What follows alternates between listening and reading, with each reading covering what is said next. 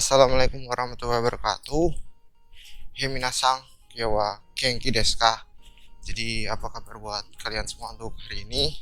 Oke, sebelumnya saya minta maaf dulu ya, karena udah beberapa bulan ini saya jarang banget bikin video gitu ya. Karena juga ya alasan di Jepang itu kasus coronanya juga turun ya. Jadi kadang turun, terus kadang naik juga. Dan kebetulan di bulan-bulan ini kasus coronanya di Jepang masih meningkat gitu. Karena alasan itu, karena alasan corona dan juga karena alasan pekerjaan di tempat saya yang lagi sibuk-sibuknya. Jadi sering lembur gitu. Nah, di kesempatan kali ini saya bakalan bahas masalah magang Jepang ya. Ataupun buat kalian yang ingin bekerja di Jepang. Cuman sekarang saya bahasnya bukan yang hal enak-enaknya ya. Jadi saya bakal bahas hal yang pahit-pahitnya gitu ya.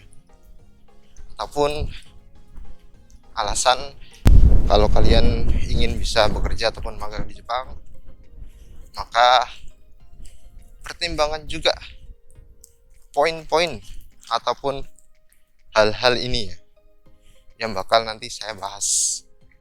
Jadi saya bakal bilang kalau jangan pernah magang ataupun bekerja di Jepang gitu ya.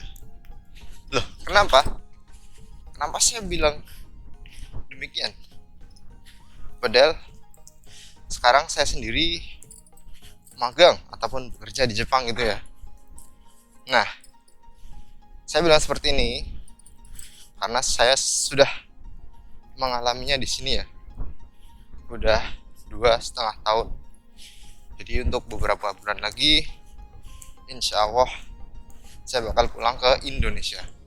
Nah, saya katakan jangan pernah magang ataupun bekerja di Jepang kalau kalian belum siap. Belum siap apa? Yang pertama dan yang paling penting adalah belum siap mental gitu ya. Karena seperti yang kita tahu, negara Jepang itu memiliki etos kerja yang tinggi gitu ya. Jadi hal utama ataupun hal terpenting bagi orang-orang Jepang itu adalah bekerja. Nah, gimana dampaknya ataupun gimana kalau mereka memiliki pengertian bahwa kerja itu sangat penting, memiliki etos kerja yang penting? Banyak sekali ya kasus-kasus, ataupun saya sering katakan di pabrik saya sendiri ya, di tempat saya bekerja. Jadi mereka itu meskipun jam istirahat ya ataupun jam pulang atau bel pulang atau bel istirahat itu udah berbunyi, di tempat saya pribadi ya, kalau pekerjaan mereka itu dirasa belum selesai, maka mereka bakal menyelesaikannya sampai tuntas gitu ya. Jadi nggak bakalan menunda sampai di jam-jam berikutnya, apalagi sudah telat hari besok gitu ya. Karena apa? Karena ya kalau mereka menunda itu, mereka bakal merepotkan diri mereka sendiri gitu ya. Jadi seperti itu. Jadi bagi kalian yang belum siap mental nih, ataupun belum siap kira-kira buat bekerja keras giat gitu ya, saya sarankan jangan pernah magang ke Jepang gitu. Itu poin pertama. Oke, kita lanjut. Poin kedua, jangan pernah magang di Jepang kalau kalian belum bisa mandiri ya. Mandiri dalam hal apa? dalam hal semuanya gitu ya. Karena kalian harus tahu ya, bekerja di Jepang itu ya kita apa-apanya sendiri. Meskipun nanti di daerah tempat kalian kerja ada teman kalian ataupun ada teman-teman dari orang Indonesia, itu kalau ada teman, banyak kasus juga teman-teman saya itu satu kerjanya ya itu hanya satu orang gitu ya. Otomatis mau nggak mau kalian harus bisa hidup mandiri ya, mandiri semuanya, dari masak ya, dari belanja mingguan ya, terus juga ya otomatis dari kehidupan kalian ya, kehidupan sehari-hari kalian. Kita bakal nunggu kereta dulu.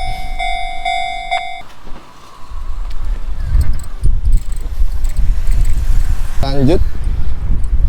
Jadi sehari-harinya pun kalian harus bisa mandiri seperti itu. Jadi yang biasanya kalian di rumah itu mungkin ya apa-apa ya, dimasakin orang tua gitu ya, terus juga nggak pernah belanja ya, belanja makanan ya, masakan ya,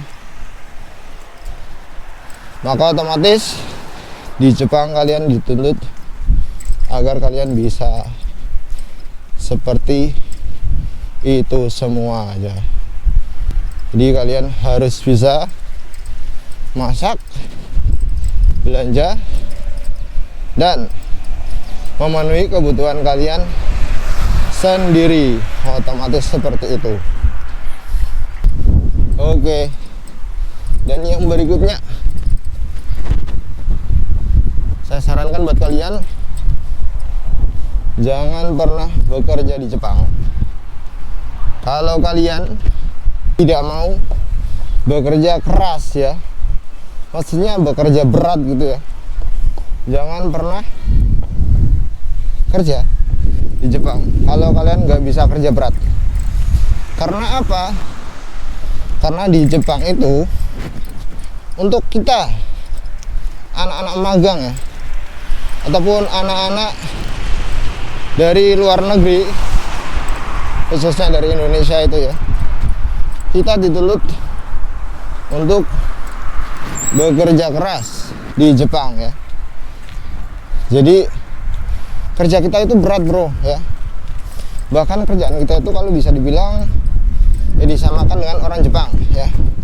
Tapi gaji kita itu sangat di bawah orang Jepang, atau bisa dipastikan di dalam sebuah perusahaan itu gaji kita paling kecil ya, paling rendah, tapi kerjanya disamakan dengan orang Jepang gitu. Jadi saya akui emang berat ya. Dulu waktu awal-awal saya belum ngerti ya, ataupun ingin sekali ambisi saya bisa bekerja di Jepang, itu saya belum memikirkan hal-hal seperti ini ya. Dan setelah sampai di sini, setelah saya merasakannya, ternyata emang bener kerja di Jepang itu sangat berat ya, sangat keras ya. Jadi itu, jadi kalian yang emang ingin bekerja di sini ya, udah membulatkan tekad di sini, jangan sampai kaget kalau kalian nantinya ditempatkan di bagian yang berat ya, ataupun kerjanya kasar seperti itu. Oke, selanjutnya ya, mungkin ini adalah poin yang lumayan enak gitu ya. Ya, yang lumayan bisa buat kalian semangat gitu ya buat kerja di Jepang. Jadi jangan kerja di Jepang kalau kalian tidak mau mengumpulkan uang ya, dengan ya bisa dibilang nggak banyak-banyak banget sih, tapi alhamdulillah lah, cukup lah ya, selama 3 tahun itu kalian bisa menabung ya kurang lebih kalau rata-ratakan bekerja di Indonesia itu sekitar 7 ataupun 8 tahun kalian bekerja dengan gaji 3-4 juta. Itu setara dengan kalian kerja di Jepang selama 3 tahun ya. Jadi kalian bekerja di Indonesia selama 7-8 tahun dengan gaji 3 juta, ditabung semua tuh gaji 3 juta nggak boleh dipakai. Itu setara dengan kalian bekerja di Jepang selama 3 tahun ya. Jadi jangan pernah magang di Jepang kalau kalian tidak ingin menabung sejumlah uang tersebut ya. Jadi bisa disimpulkan sendiri lah ya. Mungkin ini adalah poin yang cukup enak lah ya. Cukup enak bila dibanding dengan poin-poin sebelumnya gitu. Yang berikutnya, jangan pernah kerja di Jepang kalau kalian masih belum bisa taat aturan ya. Taat aturan, so des ya. Jangan buang sampah sembarangan gitu ya. Di Indonesia pun sebenarnya itu udah diterapkan ya. Jadi kayak di tempat-tempat umum gitu ya. Kayak di tempat-tempat umum gitu. Jadi banyak tuh tulisan jangan buang sampah sembarangan. Ya, ataupun jangan buang sampah di sini. Tapi orang Indonesia itu ya masih aja tuh buang sampahnya sembarangan. Masih aja tuh barber gitu ya. Jadi buang sampah sana sini yang menyebabkan banjir itu di mana-mana ya. Nah, kalau di Jepang sendiri itu berbeda. Jadi di Jepang itu sampah itu hampir tidak ada di jalan ya. Apalagi di taman-taman ya. Itu bersih banget ya. Jadi masyarakatnya itu emang ya taat aturan ya. Aturan yang sekecil apapun mereka itu taat gitu. Jadi seperti itu. Aturan kecil seperti itu mereka terapkan ya. Apalagi aturan-aturan besar ya. Seperti misal pejabat korupsi, wah saya rasa di Jepang mah nggak ada itu ya. Malahan sebelum ketahuan gitu ya korupsi, mereka pasti udah mengundurkan diri gitu ya, karena dirasa malu seperti itu. Jadi jangan pernah bekerja di Jepang kalau kalian belum bisa taat aturan. Oke.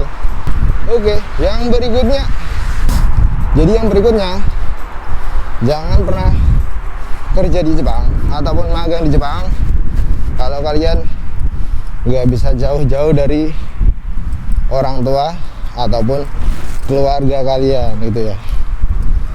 Oke lah, mungkin kalian ini nih merantau gitu ya, pernah merantau di Indonesia gitu.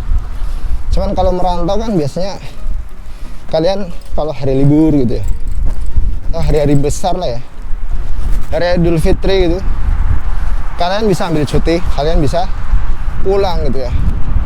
Jadi setahun itu kalian bisa pulang ke rumah kalian. Cuman kalau kalian bekerja di Jepang, otomatis kalian selama 3 tahun nggak bertemu dengan keluarga ataupun orang tua kalian gitu.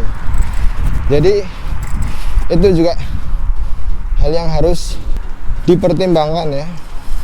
Kalian itu cocok nggak buat kerja atau magang di Jepang atau tidak gitu. Ya seperti itulah.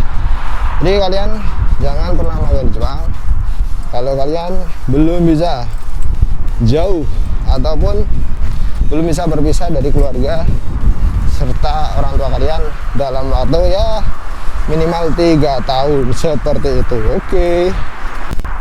Yang selanjutnya ya, dan yang selanjutnya adalah jangan pernah kerja di Jepang ya kalau kalian itu masih egois gitu ya. Egois dalam hal apa? Jadi kalian itu egonya masih tinggi lah ya. Jadi kalau di dalam pekerjaan itu kalian masih ya nggak mau disalahkan gitu ya. Ya jadi egonya tinggi gitu. Saya sarankan buat jangan bekerja di Jepang kalau ego kalian masih tinggi. Karena apa? Ya kita tahu sendirilah, orang Indonesia yang bekerja di Jepang itu ya, pertama mereka ya untuk keterampilannya juga sangat minim ya. Terus dari segi bahasa juga kita ya rendah ya. Ya sekedar bisa tahu ngobrol sekadarnya ya. Jadi nggak lancar-lancar banget. Jadi jangan pernah magang di Jepang kalau ego kalian itu masih tinggi gitu ya. Jadi sudah menjadi hal yang lumrah ataupun wajar kalau orang Indonesia yang bekerja di Jepang itu sering disalah-salahkan gitu ya. Jadi udah menjadi hal yang wajar kalau kita itu sering disalahkan dan sering dimaki-maki lah ya sama orang Jepang gitu ya. Jadi kalian kalau membuat kesalahan nanti di Jepang itu harus bisa introspeksi diri ya, jangan egois ya. Karena kalau egois itu nanti ya jatuhnya jelek sendiri ya pada diri kalian ya. Jadi penilaian orang Jepang itu nanti jelek terhadap kalian. Karena apa? Karena kerja di Jepang itu kita dilihat dari kesan pertama kita ya. Kesan pertama kita terhadap orang Jepang ataupun terhadap pekerjaan kita ya, bila kita dilihat oleh orang Jepang. Jadi seperti itu. Jadi kalau kalian benar-benar ingin magang di Jepang ataupun kalian udah berkomitmen untuk bisa magang di Jepang ya, saya sarankan tuh buat kalian meminimalisir keegoan kalian ya, atau bisa meredam rasa ego kalian seperti itu. Oke. Dan yang terakhir ya, dan menurut saya ini adalah poin yang terakhir adalah jangan pernah magang di Jepang ya kalau kalian belum menguasai bahasa Jepang dasar-dasarnya lah ya, minimal ya. Ya iyalah. Karena apa? Kalau kalian cuma modal nekat ya, kalian nggak bakalan bisa sampai ke Jepang ya. Karena proses ke Jepang itu lama bro ya, butuhkan waktu. Apalagi bagi peserta magang dari IM Jepang ataupun dari pemerintah, itu dibutuhkan waktu setahun ya buat kalian agar bisa magang di Jepang. Jadi jangan pernah magang di Jepang kalau kalian belum bisa menguasai ya setidaknya dasar-dasarnya dari bahasa Jepang. Oke. Dan sebelumnya saya juga minta maaf ya kalau mungkin nanti di audionya ya banyak suara-suara angin ya, karena ternyata ini nggak tahu nih anginnya ya cukup kencang-kencangnya ya di sini ya, apalagi di daerah pinggir-pinggir jalan. Jadi mohon dimaklumi kalau misalkan nanti kualitas dari audionya angin itu banyak yang masuk gitu. Nah mungkin sekian video kali ini dari saya. Saya juga mohon maaf sebelumnya jika terjadi salah-salah kata ataupun ya kurang enak ya dari penggambaran ataupun pembahasannya ya. Mungkin cukup sekian dari saya, kurang lebihnya saya mohon maaf. Wassalamualaikum warahmatullahi wabarakatuh. Oke.